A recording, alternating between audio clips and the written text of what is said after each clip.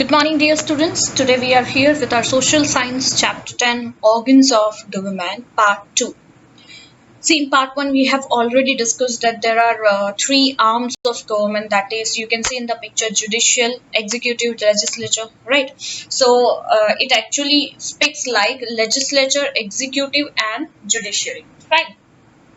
So we can say legislature and judiciary is somewhere connected to each other because legislature makes laws, ठीक है, or frame laws, and judiciary also try to protect that laws, that whatever the laws is being framed is to be followed by people, right, or by executive, or if judiciary finds that the laws are is against to, we can say, constitution, right, it's against to constitutions, then judiciary even violate that, or can we say nullify that law, ठीक है. And lastly we were discussing in part 1, that was a legislature, right, हम legislature के बारे में discuss कर रहे थे, तो we'll continue with that only. Today we are here going to discuss about qualifications for membership of Lok Sabha, ठीक है. लास्ट पार्ट में हम लेजिस्लेचर डिस्कशन कर रहे थे. लेजिस्लेचर में, right, we discussed the central level, that is parliament, और parliament का हम लोकसभा डिस्कस कर रहे थे, ठीक है. सो राज्यसभा अभी डिस्कस करना बाकी है, फाइन.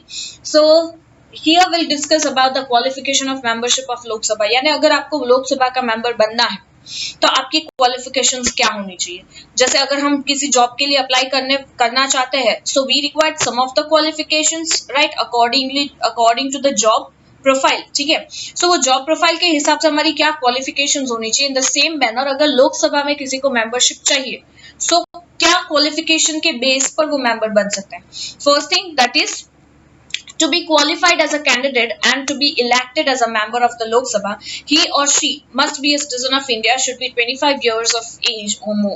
सबसे इम्पोर्टेंट चीज कि अगर आपको लोकसभा का कैंडिडेट या मेंबर बनना है तो you should be a citizen of India. कोई बाहर का बंदा, कोई अमेरिकन, राइट, यहाँ पे आके यहाँ की सिटीजनशिप नहीं ले सकता, सॉरी, लोकसभा का मेंबर नहीं बन सकता, उसका कैंडिडेट नहीं बन सकता. So it is very important कि इंडियन सिटीजन होना चाहिए वो बंदा, और उसकी एज 25 years, एटलीस्ट 25 years या उससे ज्यादा होनी चाहिए.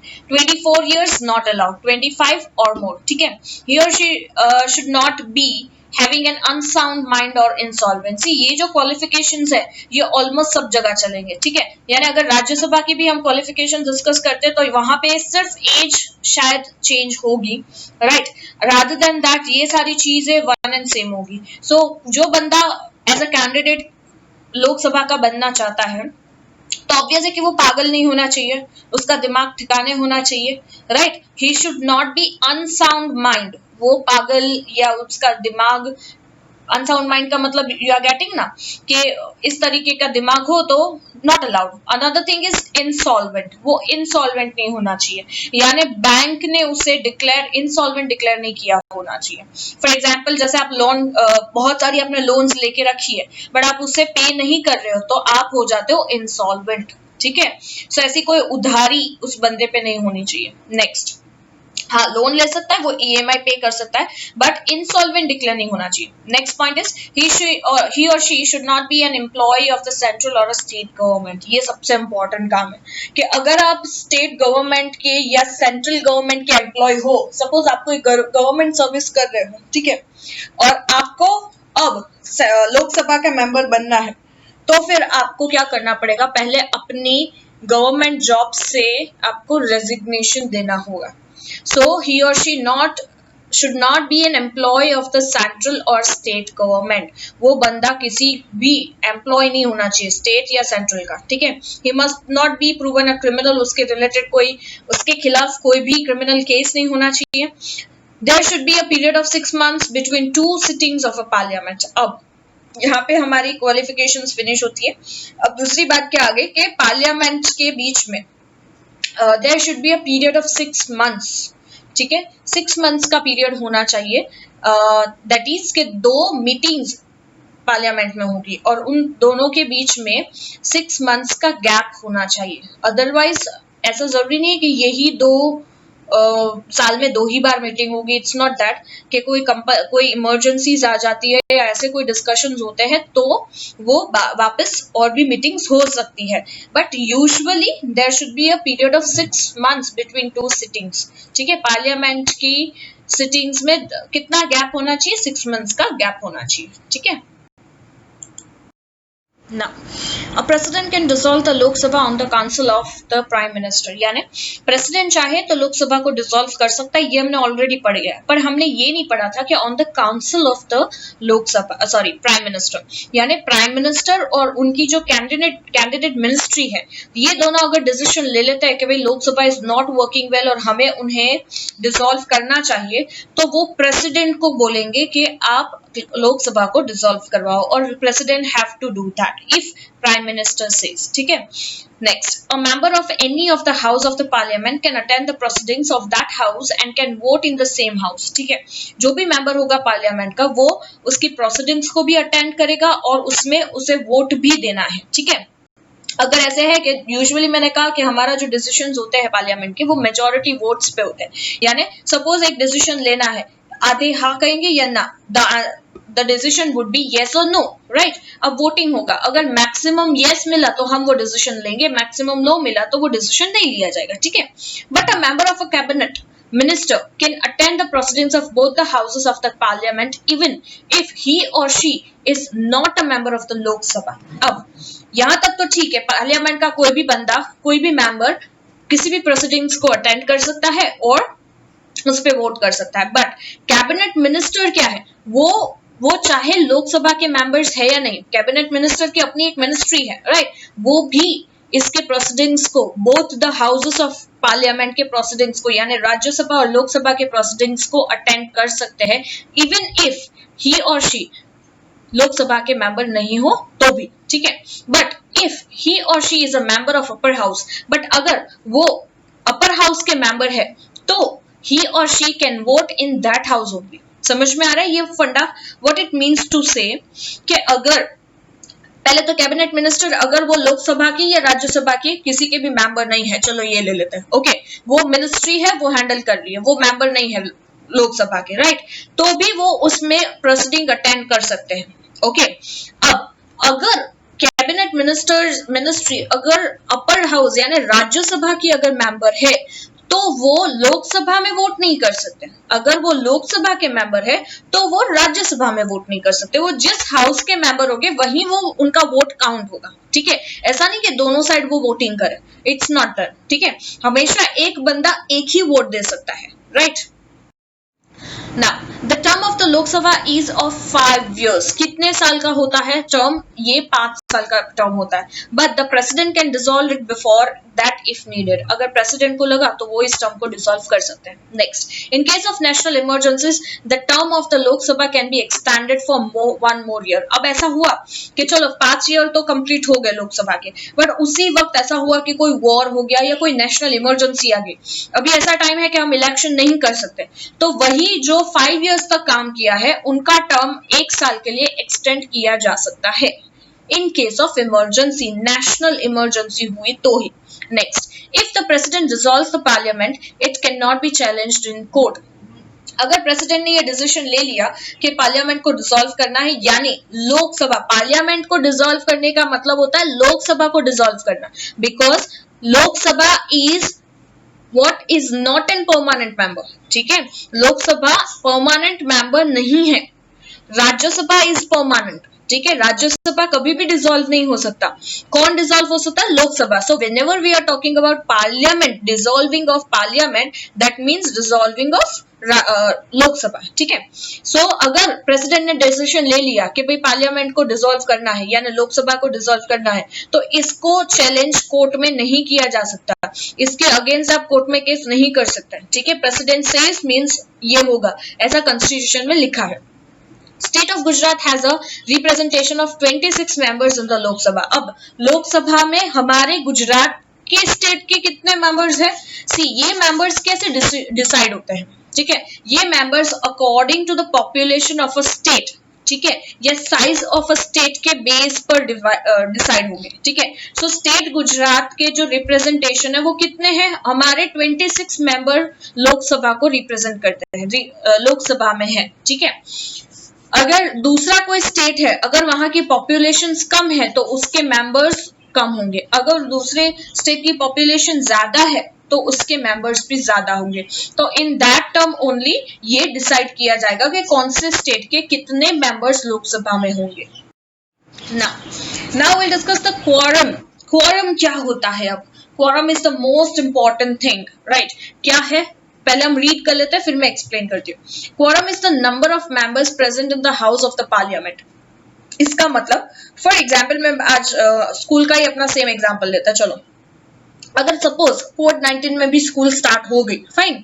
सो सपोज अगर हमारे क्लास की स्ट्रेंथ 50 स्टूडेंट्स है, 50 स्टूडेंट्स की स्ट्रेंथ है, अब उसमें से सपोज 10 स्टूडेंट्स ही आते हैं स्कूल अटेंड करने, क्लास अटेंड करने उस जैसे आज अगर मेरा क्लास है, राइट, 50 स्टूडेंट्स हमारे टोटल क्लास में है, बट उसमें से सिर्फ 10 ही बच्चे आए हैं, तो मैं क्या कहूंगी, भाई 10 बच्चे में अगर मैं आपको पढ़ाऊंगी तो बाकी के 40 स्टूडेंट्स का तो रह जाएगा।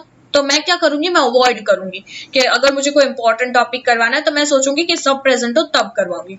बट आउट ऑफ 50 स्टूडेंट्स अगर 30 प्रेजेंट हो तो मैं पढ़ा दूंगी, कि सिर्फ किसका लॉस जाएगा, 20% का। गेटिंग, यानी मेजोरिटी हो गई, समझ में आया? तो क्वोरम भी ऐसी चीज है। क्वोरम का मतलब होता है number of members present in the house of the parliament. Parliament के हाउस में, जैसे हमें पता है लोकसभा में कितने मेंबर्स है, 545 मेंबर्स। तो 545 में से कितने मेंबर्स प्रेजेंट है, ओके, कितने नंबर ऑफ मेंबर्स प्रेजेंट रहते हैं उसको कहते हैं क्वोरम। बट क्वोरम का भी एक कैलकुलेशन है, वो क्या है, देखो, it is the number of members present and working in the house out of the total number of members of that house. जैसे मैंने कहा कि टोटल स्टूडेंट्स 50 है, आउट ऑफ 50 कितने प्रेजेंट होने चाहिए, तो मैं पढ़ाऊंगी इन दैट सेंस, ठीक है। नेक्स्ट देखो, the minimum quorum of the Lok Sabha should be 1/10, यानी मिनिमम क्वोरम कितना होना चाहिए, 1/10 क्वोरम होना चाहिए। ये याद रखना, हमेशा क्वोरम 1/10 ही होता है, ठीक है। अब इसका मतलब क्या है, जैसे मैंने कहा कि मिनिमम अगर 50 आउट ऑफ, मैं बोलूं कि अगर 25 बच्चे हैं, मिनिमम 25 है, तो भी मैं सोचूंगी कि नहीं मैं कुछ तो करवा दूं, समझ में आया? So minimum quorum that is 1/10। इसका मतलब अगर 545 मेंबर्स है टोटल, अगर उसमें से 1/10 का हिसाब अगर आप करो तो 55 होते हैं, तो 55 मेंबर्स भी अगर प्रेजेंट हो तो हम उसे कहेंगे मिनिमम क्वोरम, ठीक है। Now 55 should be present. Similarly अब the minimum quorum of Rajya Sabha, Rajya Sabha में कितने मेंबर्स होते हैं, 250 मेंबर्स टोटल होते हैं राज्यसभा में, ठीक है। अब उसका 1/10 गिनो, यानी 25 मेंबर्स। तो मिनिमम क्वोरम में अगर 25 मेंबर्स होते हैं, यानी लोकसभा में 55 मेंबर्स आज अगर प्रेजेंट है, तो मुझे जो आज डिस्कशन करने के लिए मैंने मीटिंग बुलाई है वो मैं डिस्कशन करूंगी। बट अगर 55 नहीं प्रेजेंट हो, 55 से भी कम हो, सपोज लोकसभा में 30 मेंबर प्रेजेंट है या 25 प्रेजेंट है, तो वो डिस्कशन नहीं होगी, तो वो मीटिंग क्या होगी, क्लोज हो जाएगी। समझ में आया? सो मिनिमम कितने मेंबर्स होंगे तो वो मीटिंग में कोई भी डिसीजन लिया जाएगा, that is at least 55 members, that is 1/10 of quorum, ठीक है। तो ये कितना क्वोरम होता है, मिनिमम क्वोरम कहते हैं। और अगर राज्यसभा है तो 250 मेंबर्स में से अगर 25 मेंबर्स भी प्रेजेंट है, तो मुझे जो मीटिंग करनी है, जिस बेस पर मैंने वो मीटिंग बुलाई है, वो मैं कंटिन्यू करूंगी। ओके, समझ में आ गया? क्वोरम, क्वोरम का मतलब the number of members present in the house. और कितना क्वोरम होना चाहिए, 1/10 क्वोरम होना ही चाहिए, तो ही कोई डिसीजन प्लेस होगा। अगर 1/10 क्वोरम यानी मिनिमम क्वोरम हमारा नहीं हो रहा है, तो हम वो मीटिंग नहीं कर सकते। ओके, नाउ अब आता है राज्यसभा। हमने लोकसभा के बारे में ऑलमोस्ट बहुत कुछ पढ़ लिया, हमने उसके लोकसभा क्या है, कैसे फॉर्म हुआ है, उसके मेंबर्स कितने हैं, एंग्लो इंडियन कितने मेंबर्स, प्रेसिडेंट कितने मेंबर्स को सिलेक्ट करता है, गेटिंग। और Lok Sabha is a lower house. तो अब मैं इसका डिफरेंसेस आपको बताती जाऊंगी और उस हिसाब से आपको डिफरेंस बिटवीन लिखना है लोकसभा और राज्यसभा, ठीक है। Now Rajya Sabha, Rajya Sabha is the upper house of the parliament, पता है। तो इसका डिफरेंस क्या होगा, Lok Sabha is the lower house of the parliament, ये फर्स्ट पॉइंट हो गया। Second, it is a representative house of all the states and Union Territories of India. अब लोकसभा रिप्रेजेंट्स द पीपल, ठीक है, Rajya Sabha represents the house, that is a representative house. किसका representative है? ये all the state and the union territories. ये union territories और states को मिला के उसके रिप्रेजेंटेटिव्स राज्यसभा में होते हैं. Okay, next, there are in all 250 members in the Rajya Sabha. 250 members का मतलब क्या हुआ कि लोकसभा में डबल से भी ज्यादा है. कैसे? उसमें लोकसभा में कितने मेंबर्स है? 545 मेंबर्स है, राइट. और राज्यसभा में कितने मेंबर्स है? 250 मेंबर्स. ठीक है. Now the member of the Rajya Sabha are indirectly elected by the members of the legislature. Lok Sabha में क्या था? The Lok Sabha members are directly elected, okay, और राज्यसभा में मेंबर्स इनडायरेक्टली इलेक्ट होते हैं. मैंने पार्ट 1 में समझा दिया था कि डायरेक्ट इलेक्शन और इनडायरेक्ट इलेक्शंस क्या कहते हैं. ठीक है. So that is by the member of the legislature. कौन इलेक्ट करता है? कहां से इलेक्ट होंगे? लेजिस्लेचर के मेंबर्स में से ही. जैसे मैं बोलूं कि आज चलो मुझे क्लास में मॉनिटर अपॉइंट करना है, बट सब लड़ रहे हैं कि मैं मॉनिटर बनूंगा, मैं, तो मैंने सोचा कि चलो वोट करते हैं. एक चिट्ठी बनाएंगे जिसमें जिसका सबसे ज्यादा नाम आया वो मॉनिटर. समझ में आया? तो क्या हो गया? ये हो गया इनडायरेक्ट इलेक्शन. यानी लेजिस्लेचर के मेंबर्स इकट्ठा हुए हैं, वो वोटिंग करेंगे, जिसको ज्यादा वोट मिला वो इलेक्ट होगा. ठीक है. This is we called indirect election. Okay. Now, legislative assembly of a state and the union territories through a method of equivalent representation. ठीक है. तो राज्यसभा के मेंबर्स एक तो इनडायरेक्टली इलेक्ट होंगे. कौन इलेक्ट करेगा? कहां से इलेक्ट होंगे? लेजिस्लेटिव असेंबलीज में से. और वो लेजिस्लेटिव असेंबलीज कौन सी होगी? वो लेजिस्लेटिव असेंबली स्टेट की होगी और यूनियन टेरिटरी की होगी. उसमें से एक मेथड होता है उनको इलेक्ट करने का, दैट इज इक्विवेलेंट रिप्रेजेंटेटिव्स. यानी इक्वल मेंबर्स को चुना जाएगा हर एक स्टेट और हर एक यूनियन असेंबलीज में से. ठीक है, यूनियन टेरिटरीज में से. Now in all 238 members of Rajya Sabha are elected. अब हमने कहा कि देयर आर 250 मेंबर्स. ठीक है. अब टोटल 250 मेंबर्स है राज्यसभा के, उसमें से 238 मेंबर्स ही इलेक्ट होंगे. अगर अब मैं बात करूं लोकसभा की, तो लोकसभा में टोटल कितने मेंबर्स है? 545 members. Okay, so out of 545, 2 members are selected, not elected. 2 members are selected by president, right, for the Anglo-Indian community. Okay, वैसे ही यहाँ पे है, यहाँ पे 238 मेंबर्स है, राइट, वो इलेक्ट होंगे. तो कितने बचे? 250 माइनस 238 करो तो कितने बचे? 12 मेंबर्स. तो बाकी के जो 12 मेंबर्स है उन्हें नॉमिनेट किया जाएगा by the president of India. अब ये नॉमिनेट करना क्या है? नॉमिनेट करना यानी प्रेसिडेंट कुछ गिने चुने 12 मेंबर्स के नाम लेंगे. जैसे हम कहते हैं ना अवार्ड फंक्शन में नॉमिनेशन होता है, वैसे. ओके, और उनमें से ऐसे बहुत सारे, 12 नहीं, मोर देन 12 मेंबर्स होंगे. ठीक है, जिसको प्रेसिडेंट नॉमिनेट करेगा. उसमें से अब कितनों को लेना है? एटलीस्ट हमें 12 मेंबर्स चाहिए उसमें से. ओके, सो वो नॉमिनेट होंगे प्रेसिडेंट के थ्रू. फाइन. अब वो 12 मेंबर्स कौन होंगे? राइट, 12 मेंबर्स के पास वो एक स्पेशल नॉलेज होगा, राइट, या एक प्रैक्टिकल एक्सपीरियंस होगा, जिसमें लिटरेचर के लोग हो सकते हैं, साइंस का कोई बंदा हो सकता है, special expertise, arts, culture, sports, social services. और हाँ, इसमें जितने भी हमारे बॉलीवुड के जो भी स्टार्स है वो भी इन 12 मेंबर्स में से ही आते हैं राज्यसभा में इलेक्ट होने. समझ में? वो नॉमिनेट होते हैं.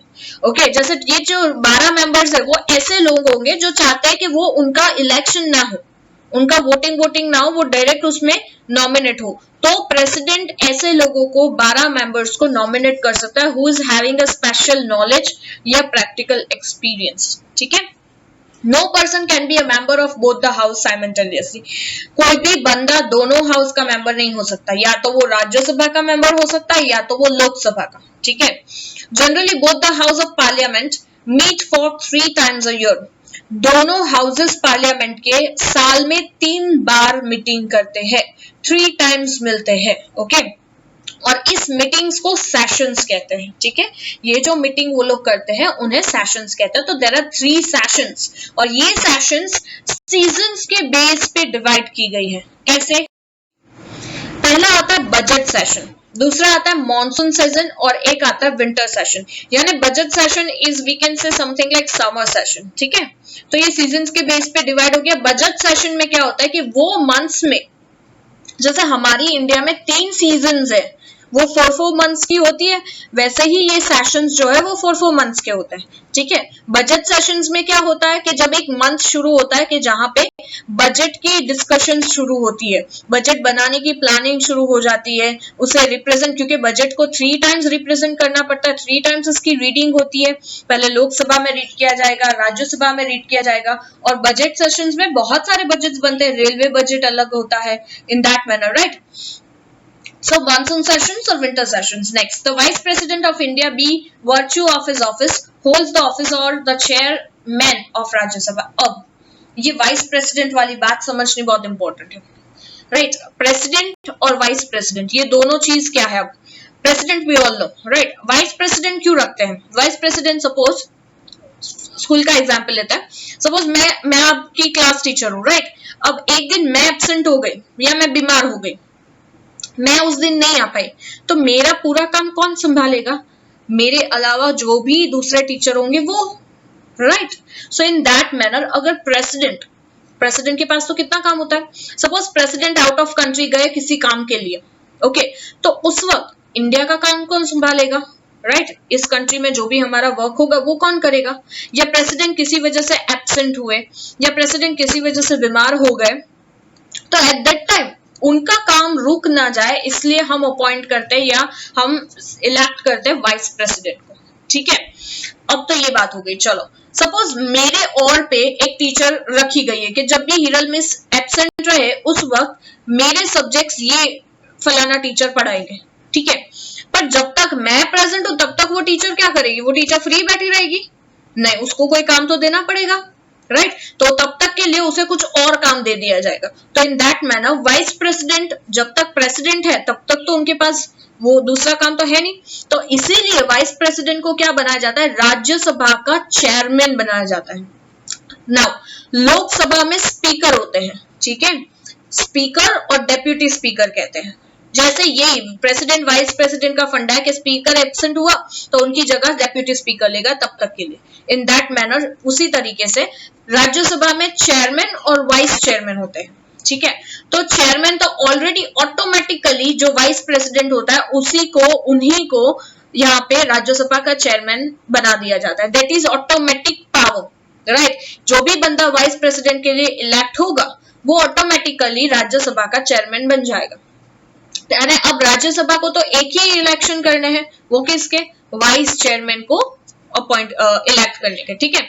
Now, whereas the vice chairman of the Rajya Sabha is elected by the members of the Rajya Sabha from among themselves only. जैसे मैंने कहा कि चेयरमैन तो ऑटोमेटिकली कौन ही रहेगा, दैट इज फिक्स्ड, वो जगह एक बंदे की फिक्स्ड ही है, वो कौन? जो भी वाइस प्रेसिडेंट बनेगा वही चेयरमैन ऑफ राज्यसभा बनेगा, ठीक है। बट अब बचा कौन? वाइस चेयरमैन भी रखना पड़ेगा, क्योंकि सपोज चलो हमारा ये जो चेयरमैन है या हमारा जो वाइस प्रेसिडेंट है, ओके, अब ऐसा हुआ कि प्रेसिडेंट कहीं गए हैं या वो किसी वजह से चलो बीमार है, he can not attend for 1 month, वो 1 मंथ के लिए वो अपनी काम पे नहीं आ सकते, तो उस वक्त क्या करेंगे? वाइस प्रेसिडेंट जो है वो प्रेसिडेंट की जगह लेंगे। तो उस वक्त वो जो वाइस प्रेसिडेंट को प्रेसिडेंट हमने बनाया है उसके पास सारे पावर्स होंगे जो एक प्रेसिडेंट के पास थे, गेटिंग। जैसे मैं अगर 1 मंथ के लिए एब्सेंट हूं, राइट, तो मेरी जगह पे जो टीचर अपॉइंट की जाएगी उसको मेरे सारे पावर्स दे दिए जाएंगे, राइट। वो पेरेंट्स के वो बच्चों के पेरेंट्स से बात भी कर सकती है, वो रिजल्ट्स में सिग्नेचर कर सकती है, ऐसे लीगल पावर्स भी दिए जाएंगे। तो सेम मैनर जो वाइस प्रेसिडेंट प्रेसिडेंट के पोस्ट पे आएंगे तो उन्हें वो सारे पावर्स मिल जाएंगे ऑटोमेटिकली जो एक प्रेसिडेंट के होते हैं। अब क्या हुआ? अब राज्यसभा के चेयरमैन की सीट खाली हो गई क्योंकि वाइस प्रेसिडेंट तो बिजी है प्रेसिडेंट के काम में, तो उस वक्त जो हमारा वाइस चेयरमैन है वो जगह लेगा चेयरमैन की, ठीक है, ताकि किसी का भी काम अटके नहीं। एंड दैट मैनर ये सिस्टम बनाई गई है, fine. Now the first chairman of Rajya Sabha, हमारे राज्यसभा के फर्स्ट चेयरमैन थे डॉक्टर सर्वपल्ली राधाकृष्णन, ठीक है।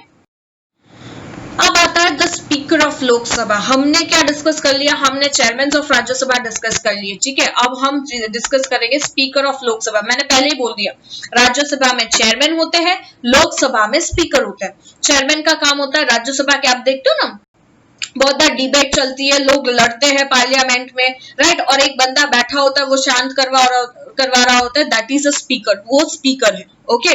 उसका काम होता है कि उन सारी चीजों को फंक्शन करना, ठीक से लोगों की बातें सुनना, क्वेश्चन सुनना, इस तरीके से पूरा मेंटेन करना, डिसिप्लिन मेंटेन करना, डेकोरम मेंटेन करना, इन that manner. Let's see, the main function of speaker is to see that the proceedings of the Lok Sabha gets organized in a prescribed form. Main काम speaker का ये है कि जो भी presidents हो रहे हैं लोकसभा के, वो बहुत ही प्रॉपरली काम करे, जिस तरीके से बोला गया है उसी तरीके से वो काम होना चाहिए, डिसिप्लिन मेंटेन होनी चाहिए, ऑर्डर और डिग्निटी ऑफ द हाउस। कोई भी बहुत बार देखा होगा कि अगर लोग हाउस की इंसल्ट करते हैं, यानी वहां चिल्लाते हैं या कुछ भी करते हैं, तो स्पीकर क्या कर देता है, उस मीटिंग को एंड कर देता है, राइट। अगर ऑर्डर और dignity of the house maintain हो, ये उसका टॉप मोस्ट फंक्शन है स्पीकर का, ठीक है। Next, the members of the Lok Sabha elects the speaker and deputy speaker from among themselves. तो लोकसभा के यानी स्पीकर इनडायरेक्ट वोट से सिलेक्ट होता है, राइट, डायरेक्ट इलेक्शन से नहीं, इनडायरेक्ट से। कैसे, यानी लोकसभा के 545 मेंबर्स हैं, उसी में ही वोट होगा, जिसको सबसे ज्यादा वोट मिलेंगे वो बनेगा स्पीकर, जिसको सेकंड हाईएस्ट वोट मिलेगा वो बनेगा डेप्यूटी स्पीकर, ठीक है ना। The speaker presides over the sessions of the Lok Sabha and maintain and control its functions. So जितने भी सेशंस लोकसभा के होंगे उन सबको हैंडल करने का काम होगा स्पीकर का, उस सेशंस को, और उसे मेंटेन करना, कंट्रोल करना, उसके फंक्शंस का ये उसका मेन काम है। Speaker aspects discipline from the members of Lok Sabha. Lok Sabha के मेंबर्स डिसिप्लिन से काम करें, ये उनकी एक डिमांड होती है स्पीकर की। Now, the speaker is the protector of the dignity of the house. Speaker का काम क्या है, हाउस की डिग्निटी को प्रोटेक्ट करना, राइट। लोग इकट्ठा होते हैं, अब यू थिंक 545 मेंबर्स है लोकसभा के, ठीक है, चलो उतने सारे मेंबर्स ना भी प्रेजेंट हो, बट कुछ तो मेंबर्स प्रेजेंट होंगे, 200-300 तो होंगे प्रेजेंट, राइट। तो उसमें उतने सारे लोगों की बातें सुनना, उतना, अब आप एक क्लास में अगर 50 बच्चे होते हैं, वो भी कितना डिसिप्लिन में रहते हैं, वो कितना शोर शराबा करते हैं। सो इन दैट मैनर तो हाउस की डिग्निटी प्रोटेक्ट करने का काम स्पीकर का है। His decisions in the house are final and conclusive. वो जो भी decisions लेंगे हाउस के लिए वो फाइनल और कंक्लूसिव है, यानी उसके अलावा उसके अगेंस्ट कोई कुछ नहीं कर सकता। अगर उन्होंने वो मीटिंग एंड कर दी, मतलब मीटिंग एंड, फाइन।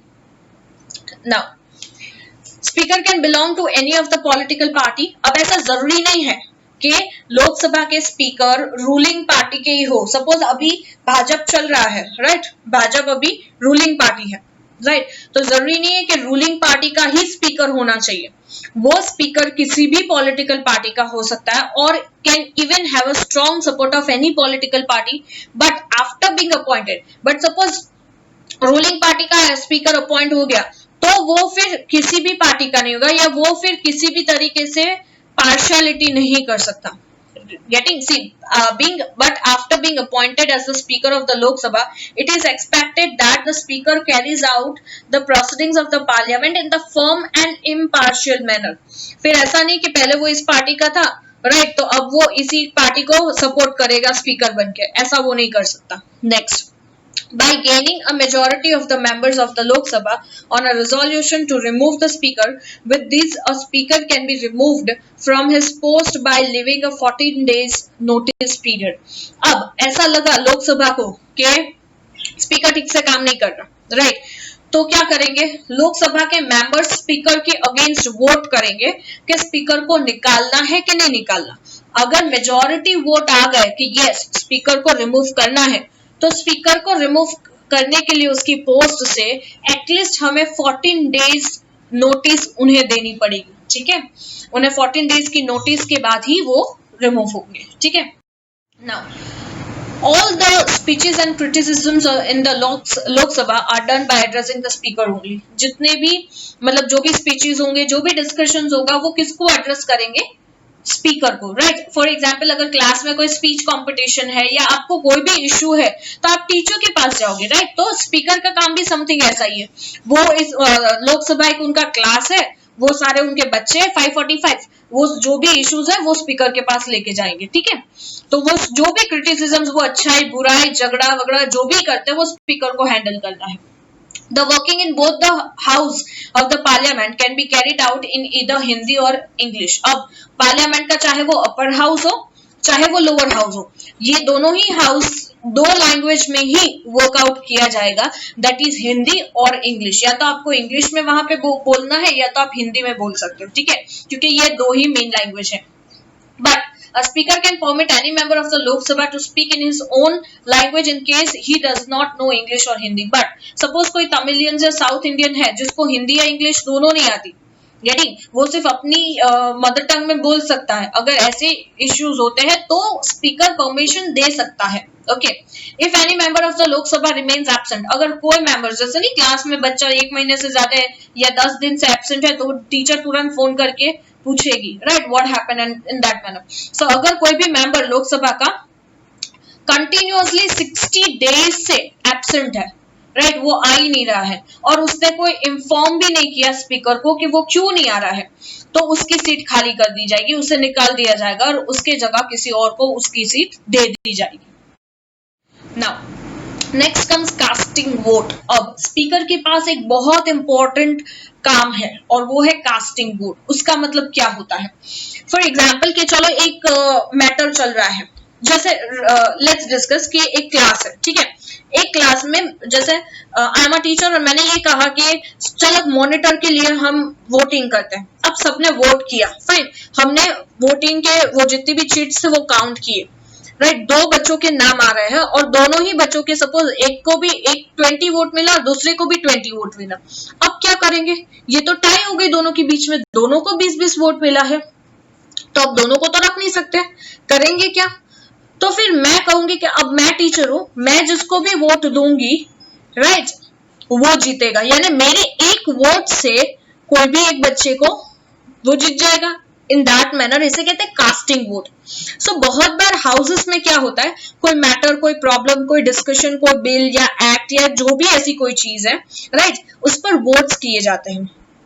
ओके, अब वो वोट या तो उसके फेवर में होगा या तो उसके अगेंस्ट में होगा। सपोज एक बिल रखा गया, उसमें आधे बोल रहे कि नहीं ये बिल गलत है, आधे बोल रहे नहीं ये सही है।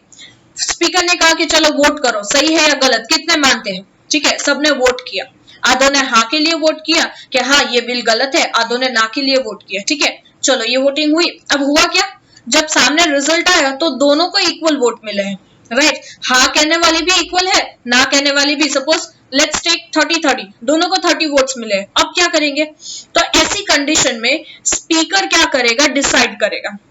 स्पीकर को लगा कि भाई हाँ ये बिल सच में बराबर नहीं है, इसमें कुछ प्रॉब्लम है, तो वो ना को वोट कर देगा और क्या हो जाएगा, वो डिसीजन ना की तरफ जाएगा। सो ऐसी चीज को कहते हैं कास्टिंग वोट। तो स्पीकर के पास ये पावर है कि जब भी ऐसी कोई टाई हो जाती है, राइट, वोटिंग में, तो वो अपना एक वोट देकर वो किसी भी एक डिसीजन को जिता सकता है। Fine. So apart from such situation the speaker can not vote, but इस ऐसी सिचुएशन के अलावा स्पीकर कभी वोटिंग नहीं करेंगे, ठीक है।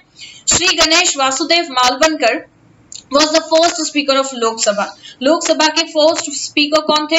श्री गणेश वासुदेव मालवनकर। राज्यसभा के फर्स्ट चेयरमैन कौन थे? दैट वाज राज्यसभा के first chairman doctor Radhakrishna, right, Sarvepalli Radhakrishna. Okay, next, in the absence of speaker, अगर स्पीकर आज एब्सेंट है तो उनकी प्रोसीडिंग कौन कंडक्ट करेगा? जैसे मैंने समझाया था, डेप्यूटी स्पीकर, ठीक है। In the absence of the speaker and the deputy speaker, but दोनों ही एब्सेंस है तो क्या होगा? The proceedings of the Lok Sabha are conducted by the speakers panel consisting of senior, experienced and who are familiar with the proceeding of the parliament experts from the different political parties. किसी और political parties में से कोई बहुत ही ज्यादा senior है, एक speaker panel होती है जिसमें बहुत ज्यादा सीनियर, एक्सपीरियंस और ऐसे फैमिलियर लोग होते हैं, उनमें से एक आध को वहां पे उस वक्त तक के लिए बिठाया जा सकता है अगर स्पीकर और डिप्यूटी स्पीकर दोनों एब्सेंट हो। So finally, I'm ending my lecture. We have discussed a lot about legislative, right? That is Lok Sabha, Rajya Sabha, about speaker, about chairman. Hope you understand this lecture. Enjoy. Bye bye. See ya. Take care.